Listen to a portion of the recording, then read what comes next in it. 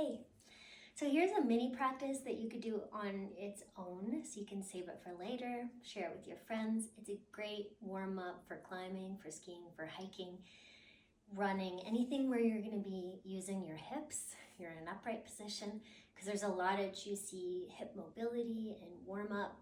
And this could also be a great little beginning to your flow class or a class where you'd go and a little deeper into your hips. So if you want a blanket for this, grab it. That might be supportive to elevate your hips. But let's start in a cross-legged position. And then you can put your hands on your knees and start to circle into your low back.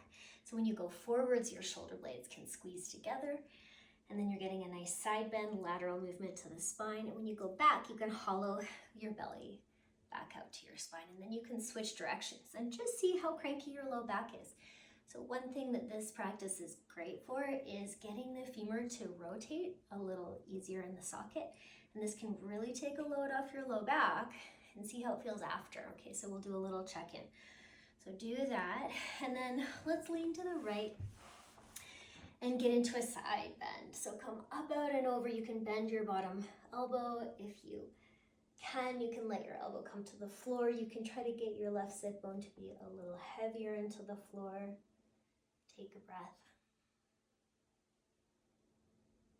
And you can come up a little there.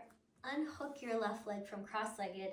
Put your inner knee, inner foot on the ground so it's internally rotated. And then go back over to the side. So that might really let you take your elbow down so that you get into a bit more of a side stretch.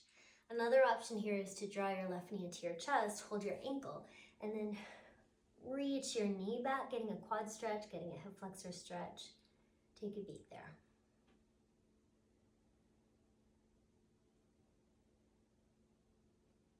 Nice, and then let that go and come up so you are orienting yourself to be a little like a 90-90 position in your legs, lower and upper leg 90 degrees. And you can, if it's painful or really uncomfortable, two options. You can draw in, point your toes, or you can elevate yourself on a blanket. It's okay if your left hip, your internally rotated hip is well off the floor. So let's work with that hip now. Push it forward, so that'll probably rotate you. And then pull the groin crease back. So it's like you're trying to plug your sit bone down a bit more. Then push it forwards, let it rotate you, and pull it back. Nice. And then let's get a little heavier into that hip. So shift your torso weight over it. You can even round your spine or get a little side bend. And then come up, lift your chest, and go over your externally rotated leg like a pigeon. You can kind of linger in the stretch there. We'll do that one more time, both sides. So come on up. Get your torso to weight your left hip like you're trying to get it a little closer to the floor if it's not already. You can do a little side bend, a little round. Come up, lift your chest, and then bring your belly button right over your shin. And this time you can stay a little low. So you might take your hands out, your forearms down, stack your hands, let your forehead go down. Take a couple breaths.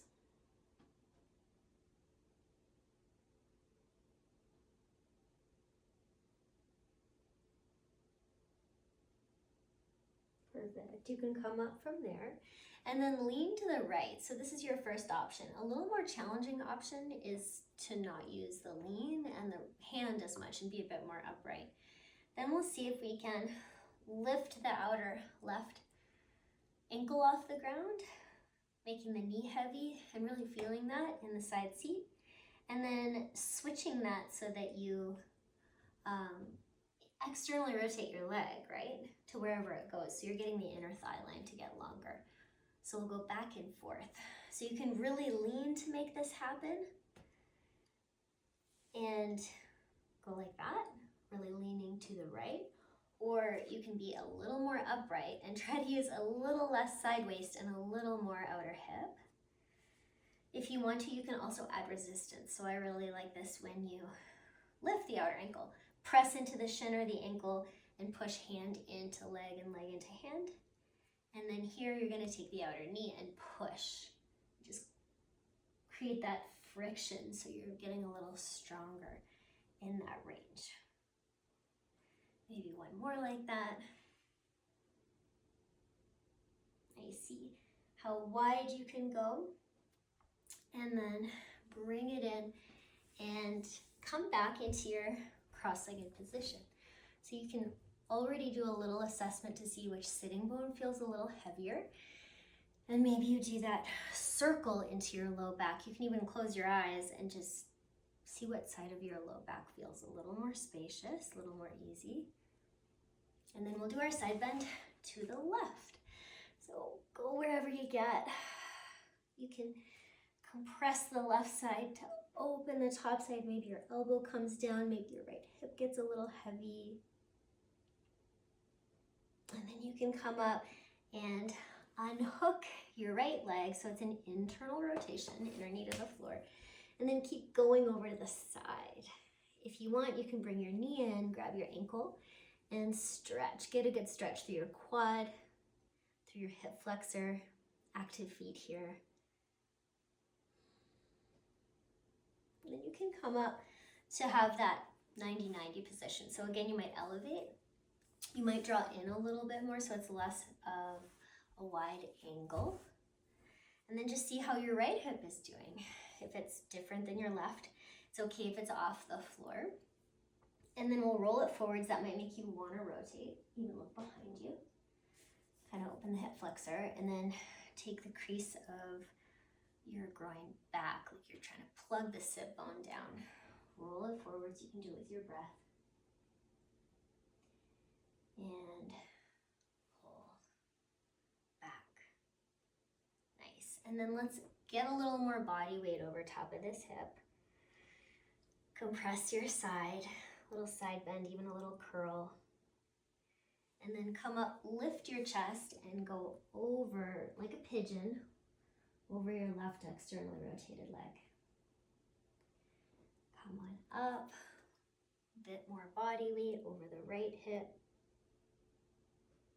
And then come up, open your chest and come down. And you can stay there for a couple of breaths. Getting into the stretch sensations. Being aware of your breath.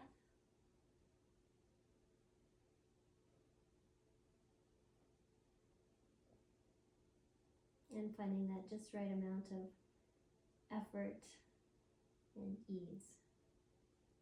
Nice, and then you can come up and you can lean a little left and we'll try to kick the outer ankle up.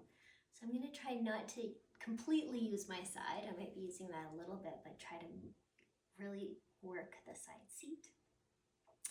To make that happen, you can be really leaning to make that happen, or you can make it a little more challenging. And then we'll switch that. So if you want to really lean to make that happen, use your left hand for support and see whatever you get, or you can stay up a little bit more and open that inner line of your leg. And then if you want, you can add that resistance. So when you open, it's the outer knee you're pressing into. And then you can add that resistance into the shin or the ankle or the foot.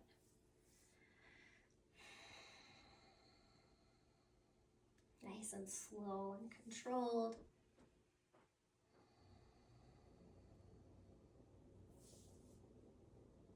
So good.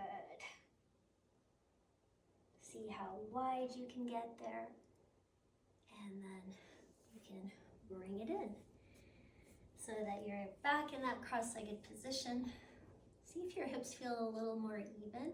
And then do that assessment to see how your low back feels. So do you feel a little more freedom or space in your low back? You can kind of circle around. So you're bringing a bit of a side bend into your low back, a flexion, side bend, and then a bit of an extension.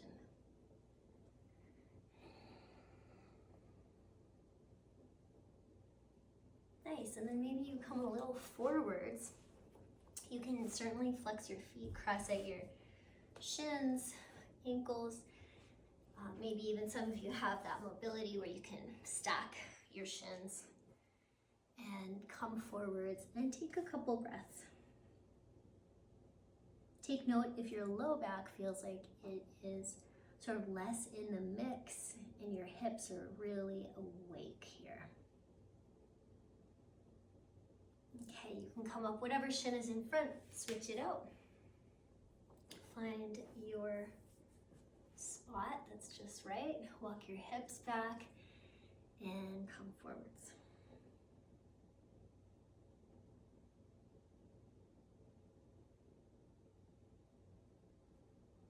Nice, and you can release that out, and that might be a perfect beginning to like a back bend class, a class with a lot of lunges, your climbing practice, anything where you need the loads, gravitational loads, to be distributed nice and evenly through your body without your back taking a lot of the brunt of the movement. So let me know how it goes, and put it in the chat if you'd like to see more of these.